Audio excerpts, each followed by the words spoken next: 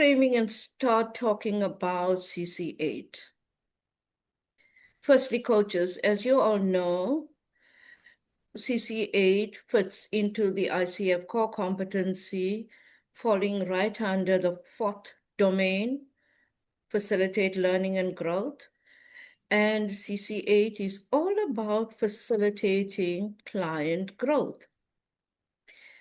And these competency, they're not just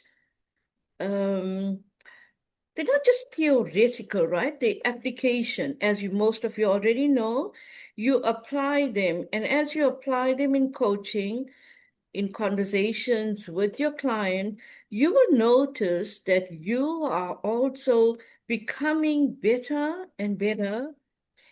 And you will see the client becoming highly efficient in their growth paths. So, just to recap, CC8 fits under the domain, cultivates learning and growth. And for each of these domains, you know what the other domains are, right? Just to recap, the first domain is foundation. That's where your ethics and embodies the coaching mindset sits. The second domain, co-creating the relationship.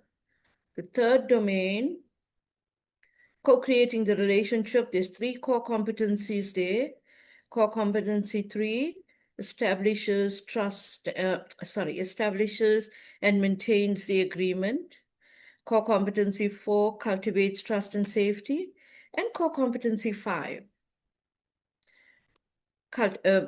maintains presence. The next domain is communicating effectively. That's listens actively.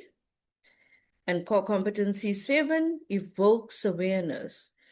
And then comes the last domain with only 1 core competency. The last domain cultivates learning and growth. And core competency 8 sits there, facilitates clients' growth. Yeah, just to frame where this all fits in. And if you're ever in doubt, go and read the ICF Core Competency document on where does this all fit in, how does the domains follow each other, and what a general understanding of what the domain is all about. For example, the domain of cultivating learning and growth is all about transformation through actions.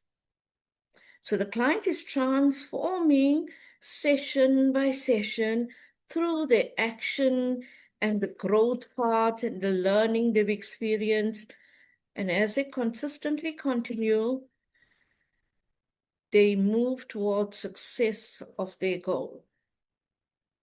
And as coaches, our goal of coaching is to help our clients, to support our clients in, having these insights and how they would transform these insights into action. So here's a client with a spark of inspiration and motivation, and we help them, this little spark, we help them build it brighter and brighter and brighter with multiple activities and how we support them and what learnings they are taking and how we acknowledge these learnings for it to become one big bright fire that says, I've now successfully achieved my goal. And in all that, we know the client will learn to build accountability systems for themselves, and the coach and client together will celebrate the client's success of achieving their goals. Today, we are going to open up this into small pieces so that we take away some advanced learning from this webinar. This webinar is really not a webinar, it's more a learning space. Your inputs and your sharing contributes to the success of this webinar. So I have a question for you all. Feel free to right into the chat box. This is not only for your clients, this is for people in general. What do you think are the reasons why people don't achieve their goals? Or they struggle to achieve it, or they one day got it right, 10 days not right. What do you think is the reason why people struggle with their goals?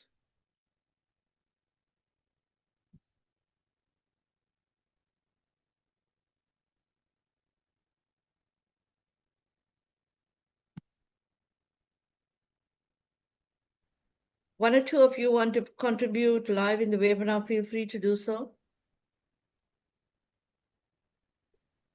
May I, Cindy? Yeah, go ahead. Okay. Thank you, Cindy. What I'm trying to correlate with regards to why clients are not able to achieve their goals is I'm using the methodology of cancer coaching and just bringing it here. It says like clients are not able to achieve the goals because they're in the different stages of change behavior. Like if you're in that, they call it the pre-contemplation stage where the client is not even aware of the change. So no matter how much you try to bring in insights and allow the client to talk about their goals, they are not able to achieve because in their mind it is, I don't think it is necessary for me to work towards that goal. And then, in case clients are in the contemplation stage, they may be thinking, okay, how does my negative behavior impact whatever I'm trying to do? And then the Hmm. third one is the preparation stage, where the client is ready and says, okay, these are all the things that I see in front of me, and I can change. And that is where the goals can be slowly achieved. And after preparation is the action stage where the client is actually started using their determination to move towards their goals. And the next thing is the maintenance. The client is able to achieve and work towards their goals within that 6-7 months. This comes under the trans theoretical model of behavior change. I don't know whether it connects to this, but I find it really blends in very beautifully about at which stage the client is and what either stops them or pushes them or propels them towards change. Hmm. That's very insightful. Thank you, Mira. Thank you, Cindy. Anyone else?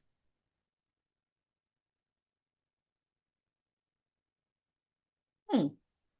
I can speak to what stops me from achieving my goals sometimes. Yeah, please go ahead. It's when the immediate payoff of doing something else is more attractive than the actual work of working towards something that I won't see until later. So that's sometimes where my struggle is. Hmm. I'm not sure for you it's similar to that, like, I'll do it tomorrow, or I'm sure I'll have time later, and then, you know, we all know life gets busy and tomorrow takes a long time. Yes.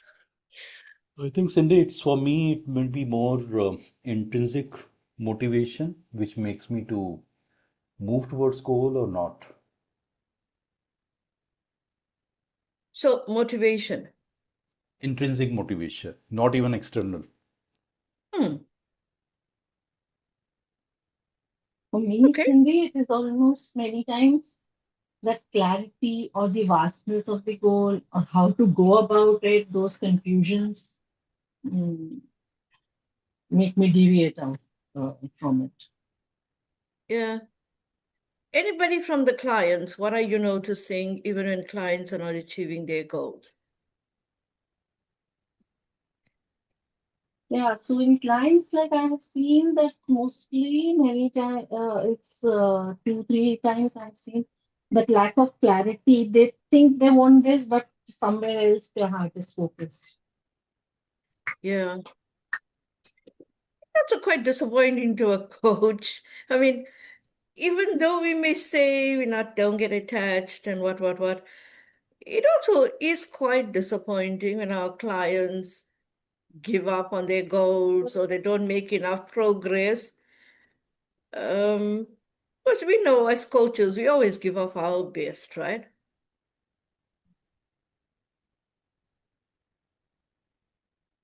Go ahead, Lakshmi.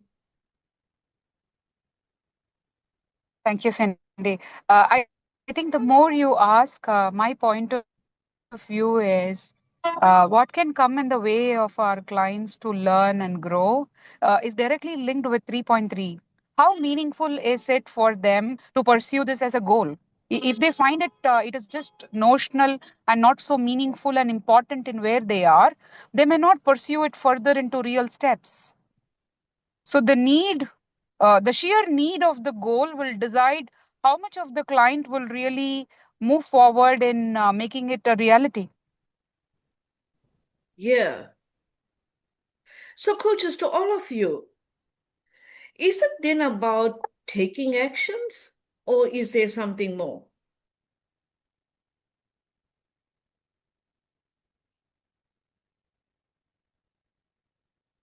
Something more. Yeah, go ahead. What's the more part here?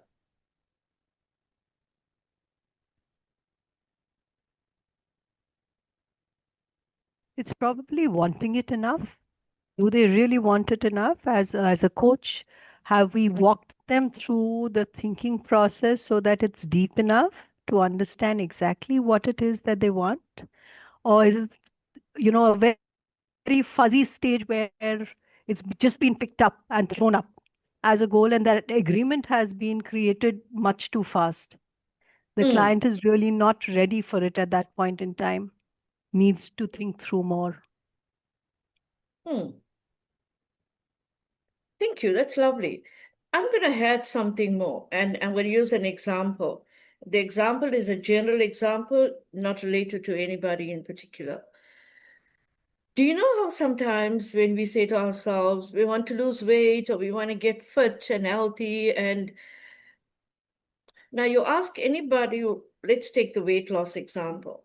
Ask anybody who wants to lose weight, or you may know this from somebody or self.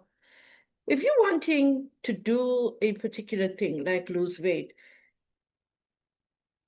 I bet you know everything about weight loss. You know every kind of diet. You probably know every kind of food you need to eat. You know all about the right exercises you need to do to get more better arms or legs or toned in your wherever you want to. So you know everything about it. But here's the thing. Clients or the question still arises. We have all this insight, we have all this information. How come it's not working? How come we're not losing it as per the way we expect it to? So we have this expectation, 3 months I'm going to lose the weight, 6 months I'm going to lose the weight. How come information alone does not equate to change?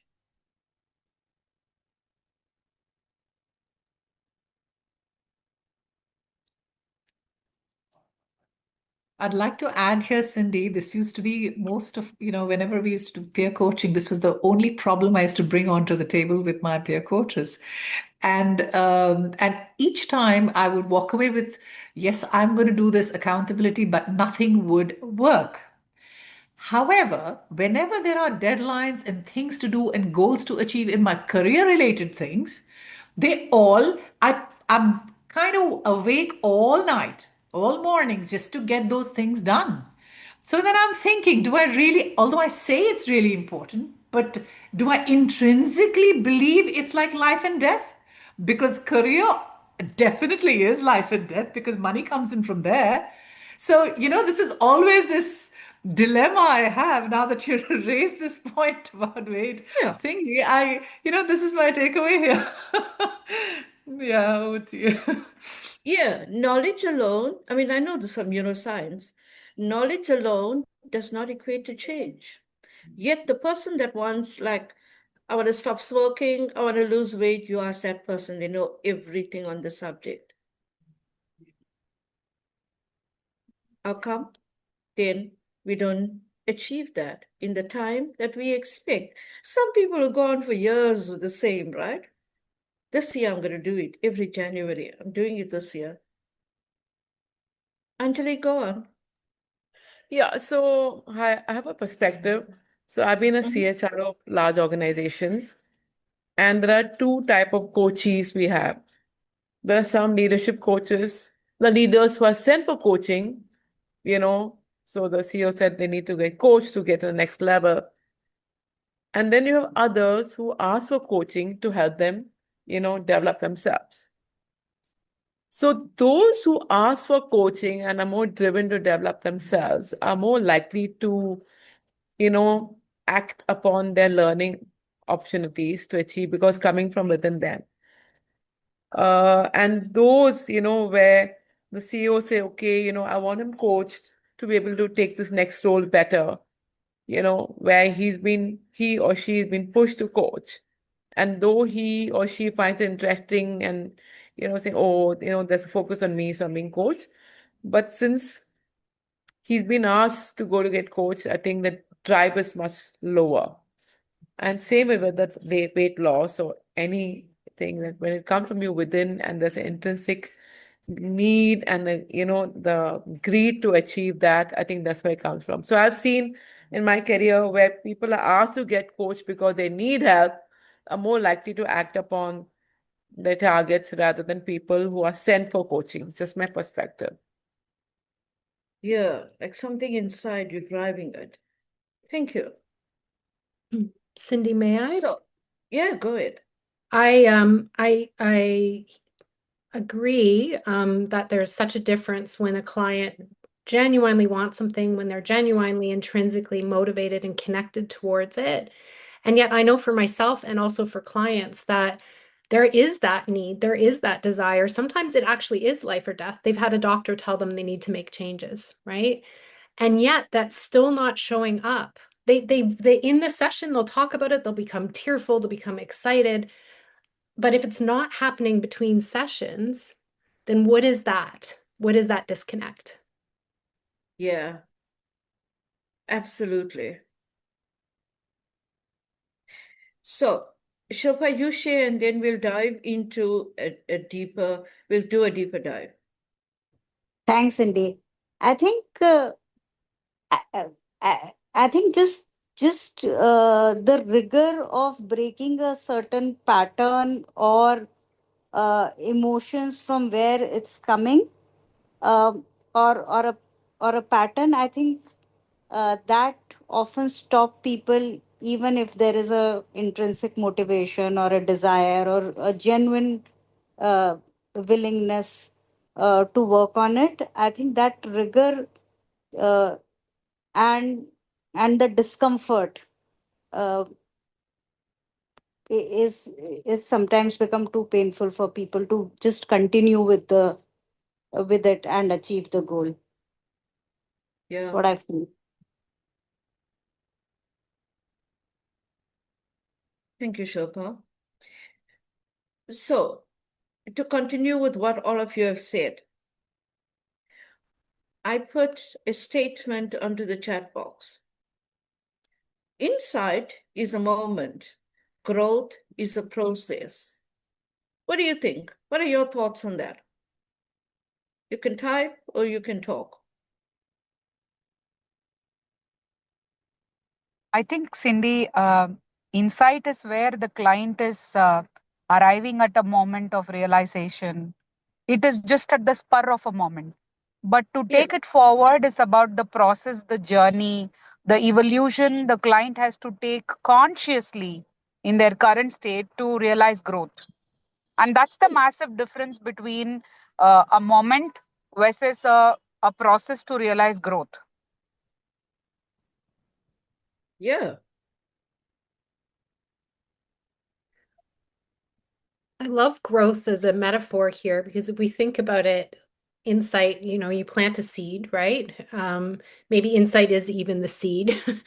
But what will happen with that seed if we're not going through the process of facilitating or, creating that environment for growth, right? And it requires a lot more. And you're often not seeing the plant for a while. So there's even an element of faith that needs to happen there. You're watering and you're weeding and you're doing all of the things. And yet, there's some time before you actually see the growth happen. Yeah, allowing that solid roots, that foundation to really embed, right? Yeah. I put another statement there. Please agree, disagree. I want to hear your thoughts. Renu? Cindy, what I feel is insight is more internal, intrinsic to you. It's you and yourself. Growth often is systemic. It's with systems around you, whether family, workplaces, etc. And that's where the tension really arises in terms of change or any progress. Yeah. Yeah, that's where the word change and transformation sits. Yeah, facilitate client growth. Absolutely. Anjali? Hi, Cindy. I was thinking about what Tracy said, right? That in the example that she gave, it's the matter of life and death, right? So you would imagine that this person should be really motivated to and his heart should be set on that goal, and they would be prioritizing that over everything else. But I feel that, and I think you followed it up by saying it's the motivation is one thing, but to achieve that growth, it's the other factors that are kind of playing into his life. So it's just not the intrinsic motivation. There are a lot of the factors like support from the family. Is his job giving him the space, right? Otherwise, he's always going to be torn between these, multiple priorities in his life. Yeah. Right. And then obviously something is going to slip. And sometimes if you feel that bringing the bread and butter on the table is more crucial for them, right? If they're not in that place in their life, then obviously their health will still take a backseat, right? That motivation will still fall through the cracks. Yeah, it's a lovely point because in any moment of crisis, we are prone to go to which side? The side that's known to us or unknown? The known Possibly part. the non. We go right back to what's known to us, what feels comfortable, what makes sense for us in that moment. It's like what Asha said, and quite a few of you said. You just keep going back when, if work is priority, you're going to go back to that. Asha, go ahead. I see your hand is also up. Yeah, so I'm picking it up. What came up for me was, yes, you can have a lot of systems in place, like where they say discipline and have a process or a structure in place, which will enable and allow, which we do with the clients to have accountability, self-support, etc. But at the end of the day, I think it's also about the needs. Are they being met? And so there could be a hierarchy of needs and falling back so there could be self-esteem issues lying deeper. I don't deserve it. It could be limiting beliefs. There's so many parameters out there that really needs to go, you need to go in depth to understand what are the layers that are holding them back despite having all the knowledge that they could possibly have. And maybe, in one of those interactions, you then realize. So, yes, your insights are the aha moments, but they're not being translated because there's much more deeper that one needs to go. If, say, I don't deserve it is deep in there, then what? I mean, you can be talking about actions, but I don't deserve to lose weight. I don't deserve to look beautiful. I mean, imagine that. So it's not so simple, I think. I think it means building the rapport, going deeper with the client to really reach that point where that unlock happens. And then it's going to be easy. So I think it requires that delving deeper. Absolutely. May I add to that? Yes, please, Tracy. I was I gonna, see there's hands. That's so true. And there's often these beautiful moments where the client has that insight, right?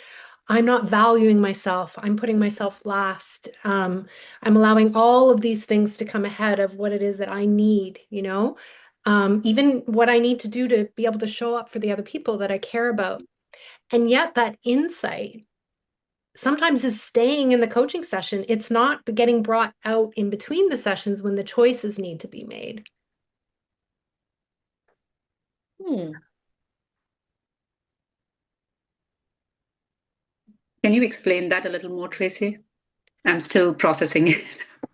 Yeah, so I'll even share, I'll share for myself or for others, like when we're in the session and we have an awareness that comes up, right? And maybe it's an awareness of how deeply connected we are to our goals, or maybe it's an awareness often of what other systems, what other things are coming in the way, right? That familiarity, the comfort, the impact of work, or, all of those things, like what was just said too, the not valuing of self, right? So any one of those things can come up in the session. How do we then take it, have that moment, that insight,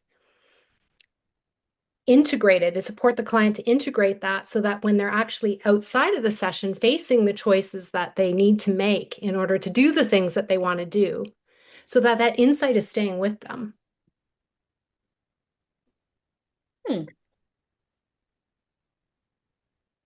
So at this point, I am going to add to what Tracy is saying.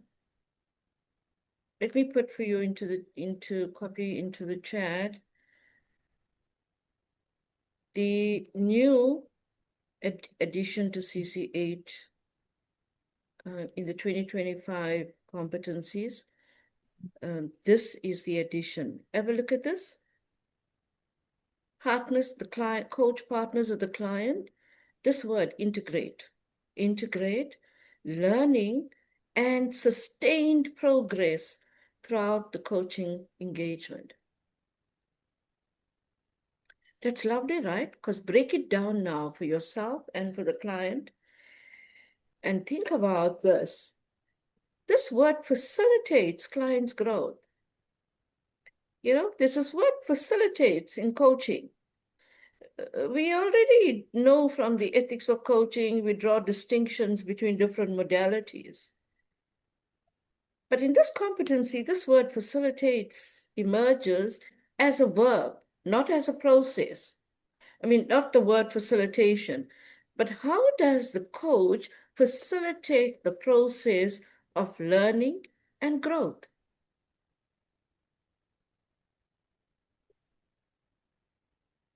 And that doesn't happen the last 5 minutes because you have to hit those markers. That doesn't happen then. It happens throughout the session. We understand in a coach training program, performance evaluation, you need to hit those markers. Good for you. You already passed now. But now you got to think about it in a deeper way for the client. Cindy, this is also making me think on Tracy's point and Isha Paul's point that there could be some deeper issues which need redressal, maybe outside coaching session. So taking example of weight loss, maybe the person is going through depression, if not self-esteem issue, maybe some other clinical issue that they're not able to, they eat for comfort or they just don't want to go out. Those kind of issues also then during coaching session, that's how I think beauty of the coaching session would be to ask certain kind of questions to understand what's going on when they're not with us. Yeah. Anybody else wants to share? Cindy, it'll be interesting to know when you've got this 8.07 partners with the client to integrate learning and sustain the progress. So what do you mean by what does that mean by saying integrate that learning, and what are the techniques that you can use to integrate that learning? Some thoughts on that. We're gonna go through the rest of it. We only went through one depth point. Let's do the next. Yeah? Let's do the next one. There we go. It's on the chat.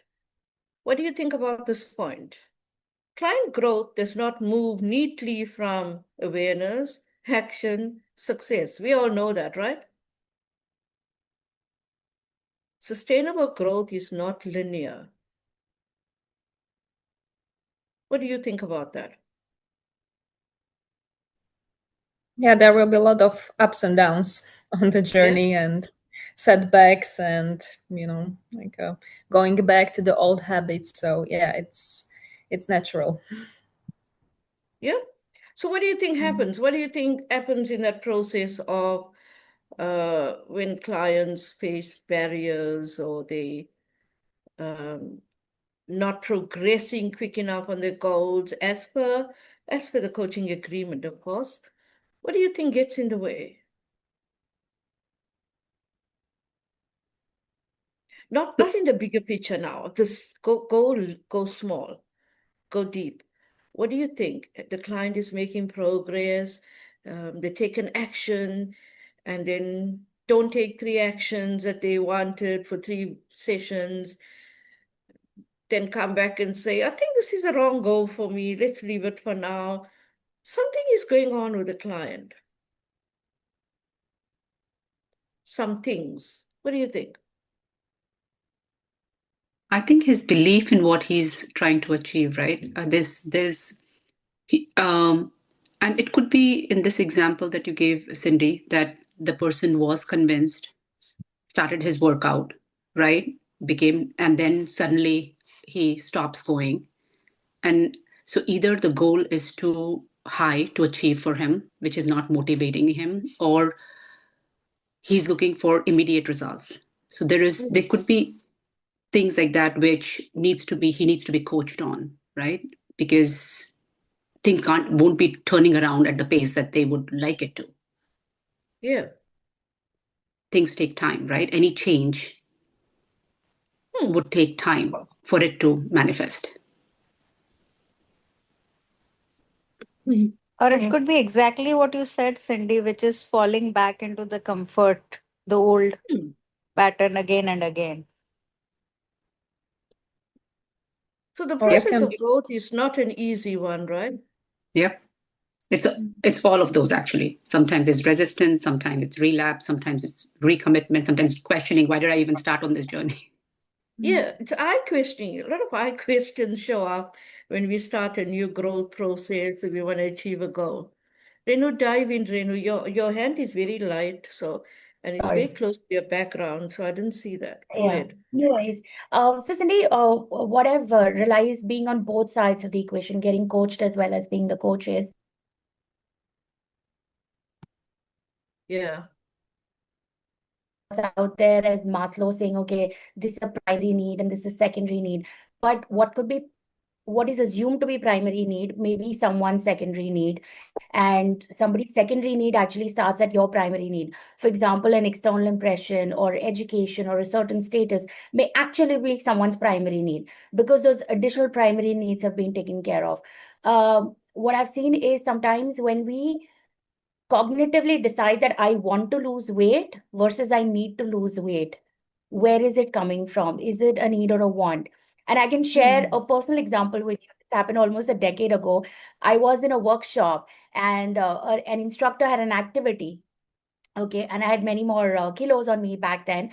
And the activity was thin people pile and fat people pile, so that the class could be divided into 2 groups. This person put me in the fat people category. And that was a trigger for me because I was top of the class. I was everything. I hit the markers. I was a smart kid. But my need for social recognition was diminished there. And that put me on a weight loss rather than anything else because that external need or positioning got challenged.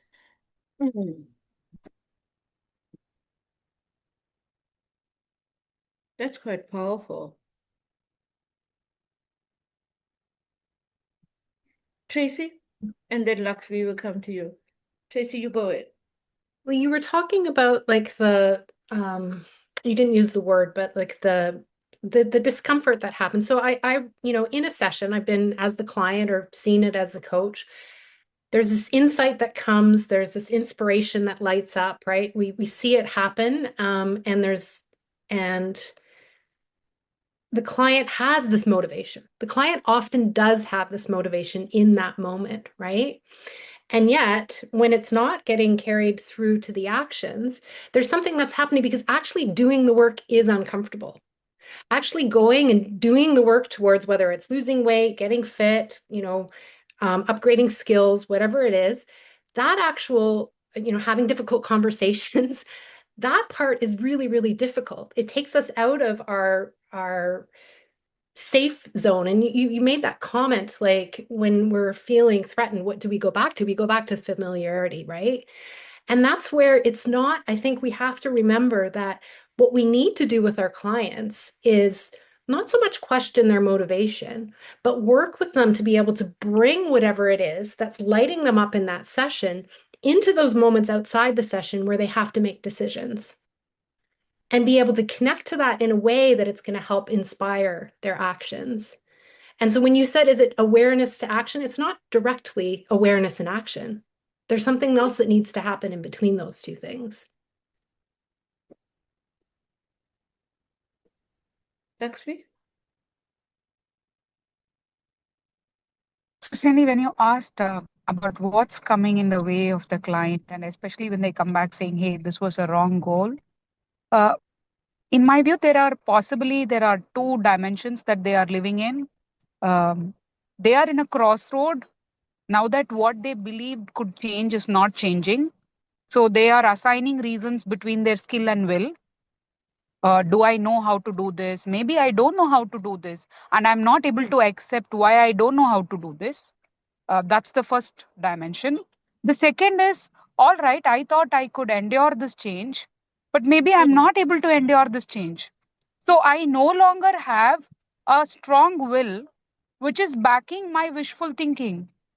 So it is just desirable change, but it is not willful for me. So hence I create a immunity for myself, saying I'm not able to change, and possibly I'm coming back to revisit my goals.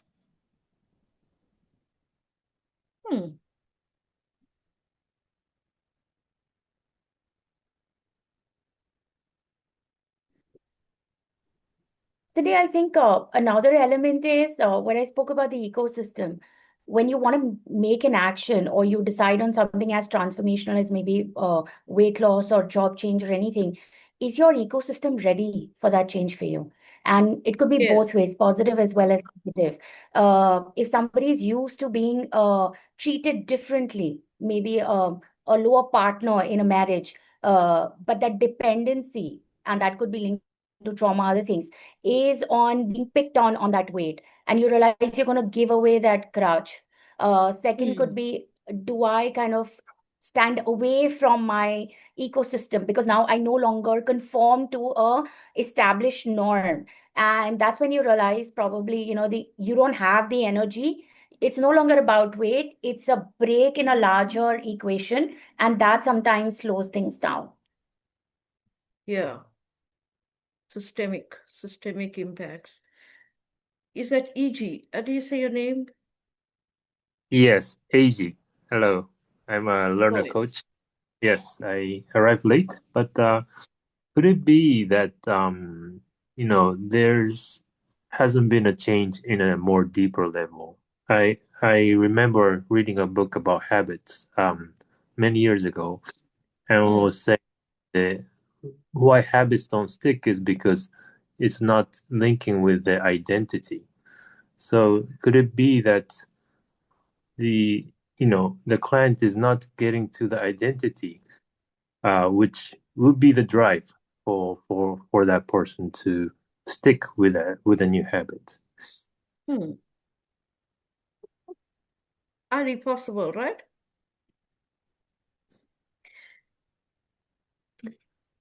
Tracy, you have done a lot of work on this personal mastery. I mean, you ran a coaching program on that. But I just want to pick your brains. What do you think? What do you think is the gap here? And then in the last 15 minutes, we'll devote to what can we do as coaches? Shalini, I'll come back to you now. Sure. I think, Cindy, you raised something really important, and that's that when we look at learnings, right? When we look at integrating learnings, it has to happen. It's not something that happens at the end of the session. It's not something that happens at the last 5 minutes of the session. And I really want to mention, if it was just about the client having an awareness, we would end at competency 7, right? Or competency 8 wouldn't have 8.2, 8.3, and 8.4 as the markers, right? And specifically 8.4 about I'm paraphrasing, but about integrating the learning. That's basically what has them bringing the learning forward. And so I'd love for you to share a little bit more about how this happens in the session, because we've both seen coaches meaning so much, meaning, well-meaning coaches that ask the question with 5 minutes to go, how will you translate these learnings into action, right?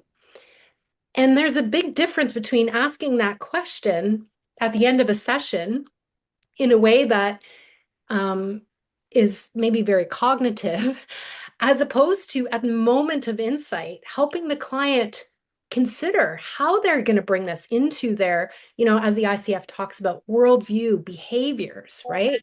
How are they going to wake up every day connecting to this deeper thing that came up for them in the session? Yeah, absolutely. Spot on. We hear that so much in the performance evaluations and in mentoring, where for some reason the coach has taken language of that definition of that competency, transformed learning into actions, and made it a question to the client. Coaches, think about this. If I had to ask you, so how can you transform your learning into actions? If you were not a coach, would you be able to answer that? You'd probably go, come again? What did you say? That's a process. Transforming learning into actions is a long process. The coach knows that process and must ask a series of questions to help the client transform learning into actions. It's an unfair question to ask a client. How would you do that? They just had a learning. How would they know how to transform it into actions? Yeah, in all fairness. But these are not things as newer coaches we ask ourselves. These are evolving.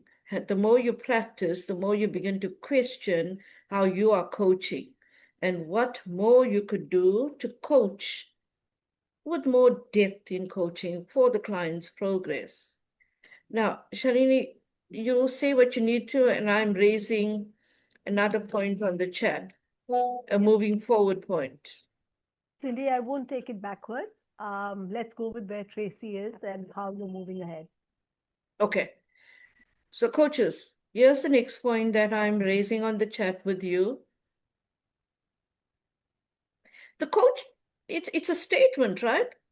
The coach normalizes growth as a living, adaptive process. Isn't that what growth is? Like growth and learning, it's not theoretical. You just can't talk about it like only in the session. What are your learnings? How can you apply it to the rest of your life? It's a living, adaptable process. So you've got to make it a lived experience.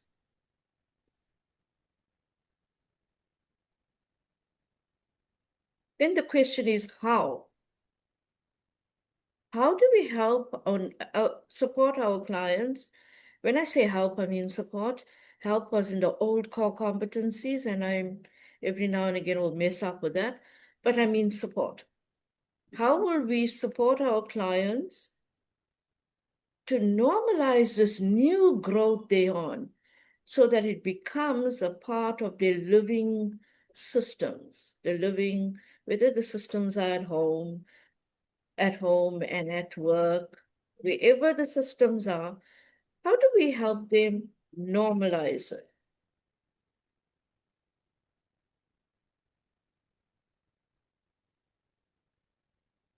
What are your thoughts? You have any thoughts on that?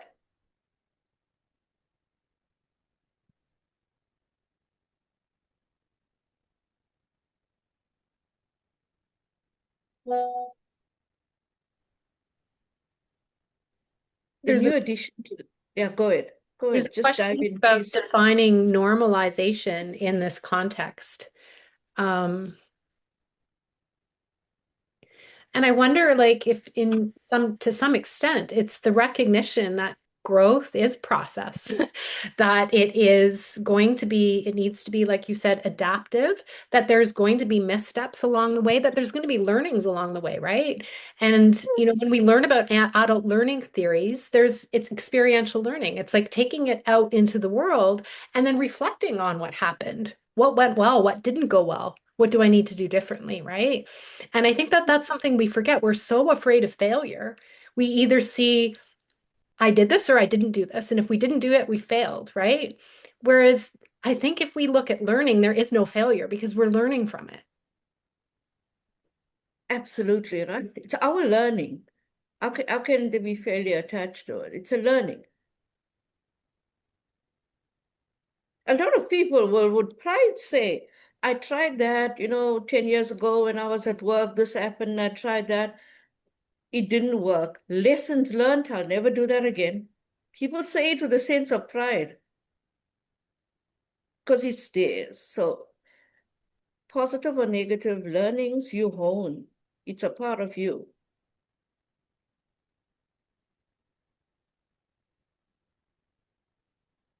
So now what am I suggesting? Or what is it suggesting? Is it saying that the coach should say something to the client that it's a growth path and, there are going to be ups and downs, or sometimes it'll work and sometimes we can fix and fine tune it as we go along? It's okay if you did that, right? What's wrong with that? What's wrong with acknowledging the progress your client made and reassuring them that it's okay to try something else? And then open that conversation. What can we try differently now?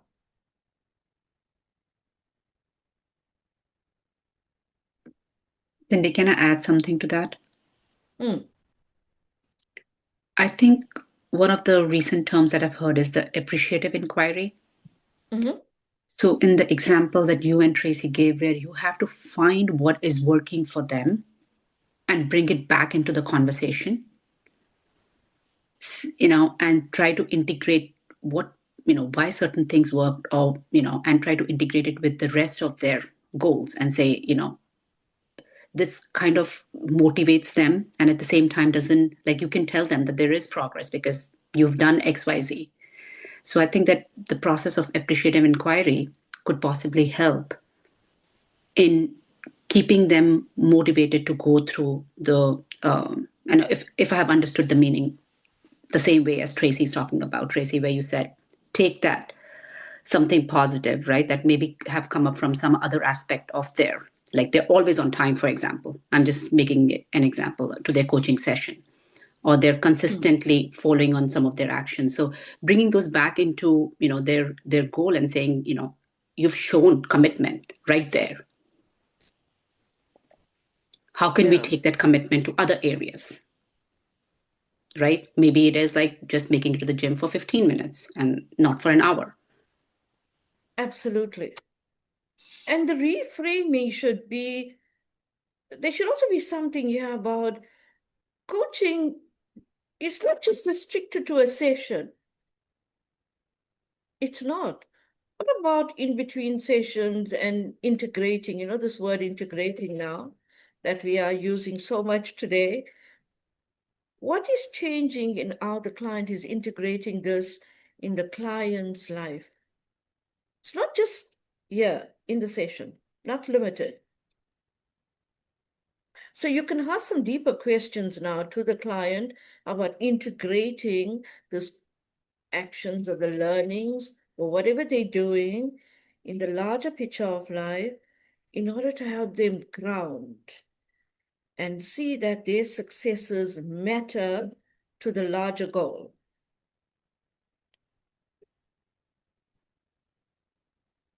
Yeah, coming back to that point about people that realize, like, and I've seen this come up in sessions. I've definitely been that person.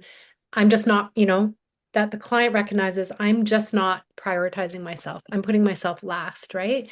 If we're only encouraging them to come to, to bring that awareness to the one step that they need to take towards whatever their goal is, whether or not it's working out, for in the morning, then how is that really going to support them to shift, right? That's where when you talk about other aspects of your life, like how can we, when you work with the client wow, you just had this awareness, you're not prioritizing yourself, and right now you need to, right? What does that change for you about how you approach, your day in general, or how do you approach your relationships? Like there's larger things here that we can support the client to integrate that into, so that it's not just focused on this one goal that they have. They can start practicing it in all aspects of their lives, which will then support their goals as well.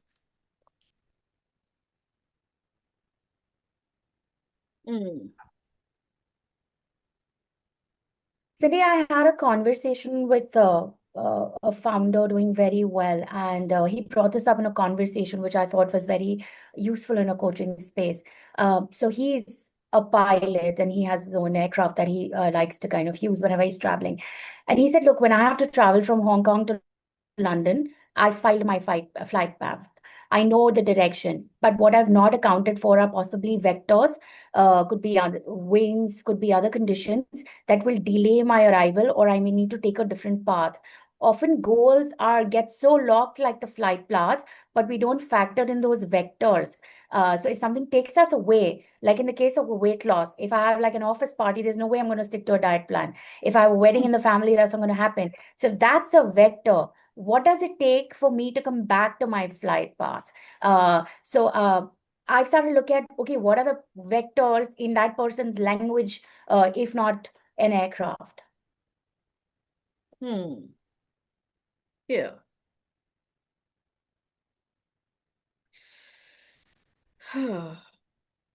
And just when we dive in and really get stuck into something, the time it always draws to a close.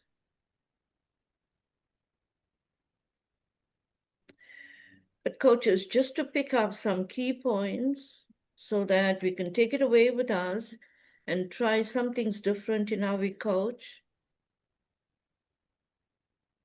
CC8 is not about the action the client takes. The action is as important as the integration of learning and growth into the client's total picture of that coaching. Even when the coaching is over, the 8 sessions or whatever you're doing is over, the learning would continue, right? I know this. Many times clients will come back and say, oh, you remember we worked on that. That was 10 years ago, even I may have forgotten it and needed a reminder. But when clients have an experience that led to their growth, you would know this from examples from your clients. They never forget the goal they worked on. Neither do they forget the experience that coaching gave them. They may forget what action they took. They will. But that total learning experience, that growth experience, they'll never forget how that made them feel when they had success on their goal.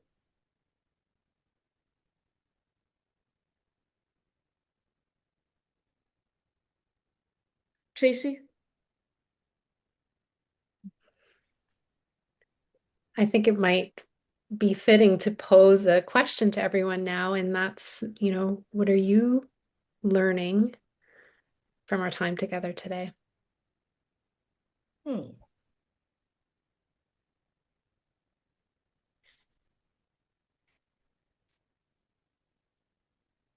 And feel free to copy my notes. I think there's a way to do this copy from the chat. Feel free to copy the notes and you can expand on it for yourself. And let's keep this conversation going. We'll let you know when this has been posted, and come back. Tell us in the comments how it's been working for you. Oftentimes insights lead to more questions. So what new questions are emerging for you as you reflect on this? How are you integrating this into your coaching, into your life? We'd love to hear. Yeah, and I'll close by saying CC8 is the reason why people buy coaching. They want to work on a goal. They want to make some progress because they can't do it on their own. And they seek the profession of coaches and coaching. So we'll make this more integrative and we'll continue talking about it. Feel free to reach out to Tracy and I. Thank you for joining us today and for all your lovely thoughts and contributions, verbally and on the chat. Even those that haven't said anything, we know you're thinking about it. So Thank you, thank you everyone. all for joining.